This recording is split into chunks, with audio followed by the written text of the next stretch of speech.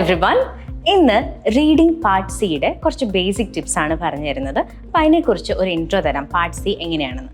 Part സിയിൽ 2 text ആണ് വരുന്നത്, C1 C2. C1 7 to 14 ആണ് ക്വസ്റ്റ്യൻസ് ഉള്ളത്, 15 to 22 ആണ് C2 ക്വസ്റ്റ്യൻസ് ഉള്ളത്. പാർട്ട് സി ഓർഡറിൽ തന്നെ ചെയ്യണമെന്നുണ്ടോ? ഒരു നിർബന്ധവും ഇല്ല. പാർട്ട് സിയിൽ ഏതാണോ എളുപ്പമുള്ളതെന്ന് നമുക്ക് തോന്നുന്നത് അത് നമുക്ക് ആദ്യം ചെയ്യാം. കാരണം അത്ര ടൈം നമുക്ക് നഷ്ടമാകത്തില്ല. കുറച്ച് ബുദ്ധിമുട്ടുള്ളത് ആദ്യം ചെയ്യുകയാണെങ്കിൽ നമ്മൾ അത് ആലോചിച്ച് കുറച്ച് സമയം നമുക്ക് പോകും. സോ അത് അവോയ്ഡ് ചെയ്യാനായിട്ട് നമ്മളൊന്ന് നോക്കുക, ജസ്റ്റ് ഏതാണ് എളുപ്പമുള്ളത് അത് നമുക്ക് ചെയ്യാം.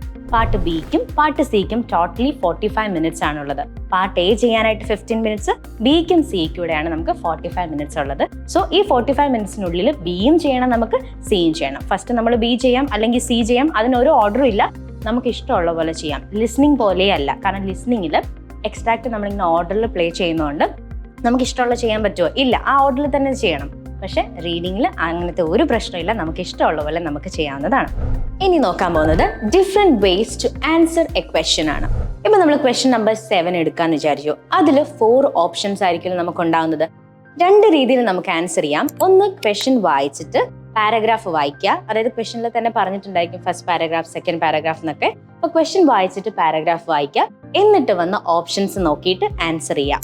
വേറൊരു മെത്തേഡ് എന്ന് പറയുന്നത് ക്വസ്റ്റ്യൻസ് വായിച്ചിട്ട് ഓപ്ഷൻസ് നോക്കുക, എന്നിട്ട് പാരഗ്രാഫ് നോക്കുക, വന്നിട്ട് ആൻസർ ചെയ്യുക. ഈ ഒരു മെത്തേഡിന് ഒരു ചെറിയൊരു ടൈം കൺസ്യൂമിങ് ആയിട്ടുള്ള മെത്തേഡാണ്. കാരണം നമ്മളിപ്പോൾ ക്വസ്റ്റ്യൻ വായിച്ചു, ഓപ്ഷൻ വായിച്ചു, പാരഗ്രാഫ് വായിച്ചെങ്കിൽ പോലും ആൻസർ ചെയ്യണമെങ്കിൽ വീണ്ടും വന്ന ഓപ്ഷൻസ് നമുക്ക് വായിക്കണ്ടേ. അപ്പോൾ കുറച്ച് ടൈം കൺസ്യൂം ചെയ്യുന്നതാണ്. അപ്പം ഞാൻ കൂടുതൽ പ്രിഫർ ചെയ്യുന്നത് ഫസ്റ്റ് ഇതാണ് കേട്ടോ. അതായത് നമ്മുടെ ക്വസ്റ്റ്യൻ വായിക്കുക, എന്നിട്ട് പാരഗ്രാഫ് വായിക്കുക, എന്നിട്ട് ഓപ്ഷൻസ് വായിക്കുന്നതായിരിക്കും എനിക്ക് കുറച്ചുകൂടെ ബെറ്റർ ആയിട്ട് തോന്നിയിട്ടുള്ളതാണ്. നിങ്ങൾക്കിപ്പോൾ മറ്റേതാണ് എളുപ്പം തോന്നിയാൽ നിങ്ങൾക്ക് അത് ചെയ്യാം കേട്ടോ, ഒരു കുഴപ്പമില്ല. ഇനി അടുത്തെന്ന് പറയുന്നത് എലിമിനേഷൻ മെത്തേഡ് എങ്ങനെയാണ്, നമുക്ക് എങ്ങനെ ഒരു ആൻസർ അല്ലെങ്കിൽ തന്നിട്ടുള്ള ഓപ്ഷൻസ് എങ്ങനെ നമുക്ക് എലിമിനേറ്റ് ചെയ്യാം. എലിമിനേഷനിൽ ഒന്നാമത്തത് 4 ഓപ്ഷൻസ് ആണ് നമുക്കുള്ളത് പാർട്ട് സിയിൽ. ഈ 4 ഓപ്ഷനിൽ ഒരെണ്ണത്തിൽ കോൺട്രഡിക്ടറി ആയിട്ടുള്ള ഒരു മീനിങ് ആയിരിക്കും. നമുക്കത് ഡയറക്റ്റ് ആയിട്ട് നമുക്ക് എലിമിനേറ്റ് ചെയ്ത് കളയാൻ പറ്റും. പിന്നൊന്നെന്ന് പറയുന്നത് കുറച്ച് പകുതി കറക്റ്റ് ആയിരിക്കും, എന്തെങ്കിലും ഒരു നോട്ട് അല്ലെങ്കിൽ എക്സെപ്റ്റ് എന്നൊക്കെ ആഡ് ചെയ്തിട്ട് ഒരു ചെറിയൊരു മിസ്റ്റേക്ക് ആയിരിക്കും വന്നിട്ടുള്ളത്. അത് നമുക്ക് എലിമിനേറ്റ് ചെയ്യാം ഒരു ബുദ്ധിമുട്ടും ഇല്ലാതെ.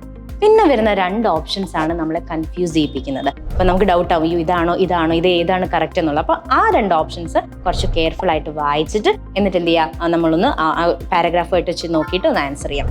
സോ ഇതാണ് ഇന്നത്തെ ടിപ്പ്. അപ്പോൾ ഈ വീഡിയോ ഹെൽപ്ഫുൾ ആയിരിക്കും എന്ന് വിചാരിക്കുന്നു. Thank you for watching. This is Sharika from Tiju's academy. By.